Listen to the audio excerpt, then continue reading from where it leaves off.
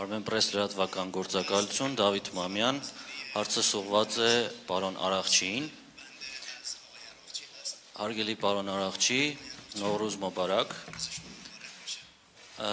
Դուք նշեցիք Հայաստանի եւ Ադրբեջանի միջև խաղաղության համաձայնագրի տեքստի մասին հայտարարության վերաբերյալ եւ կոչարեցիք շուտ ստորագրել այն։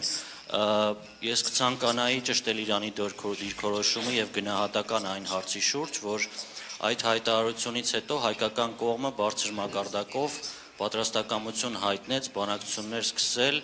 համաձայնագրի ստորագրման տեղի եւ ժամկետների շուրջ, սակայն ադրբեջանական կողմը դրա փոխարեն սկսեց նորանոր նախապայմաններ առաջ քաշել, իսկ դրանից օրեր անց արդեն սկսեց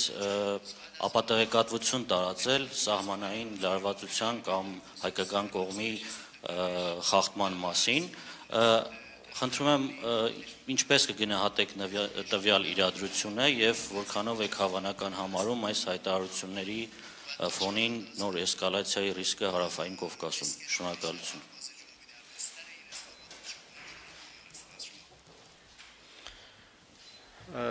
Նորուզը շամա համավարակ բաշխա։ Ես էլ ձեզ շնորհավորում եմ Նորուզի կապակցությամբ։ Ման համոթոր քարս կардամ։ Ես ինչպես նշեցի, Իրանի Իսլամական Հանրապետությունը Իրանի Իսլամական Հանրապետությունը Հայաստանի ու Ադրբեջանի միջև աջակցում է խաղաղության պայմանագրին եւ մենք հուսով ենք, որ ինչքան շուտ երկու երկրների կողմից վերջնական որոշում կայացվի այդ համաձայնագրի ստորագրման համար, գտնում ենք, որ Կովկասի խաղաղության եւ կայունության համար այդ համաձայնությունը շատ կարեւոր է եւ տնտեսական հարաբերությունների զարգացման համար նաեւ շատ կարեւոր է այդ հարցը եւ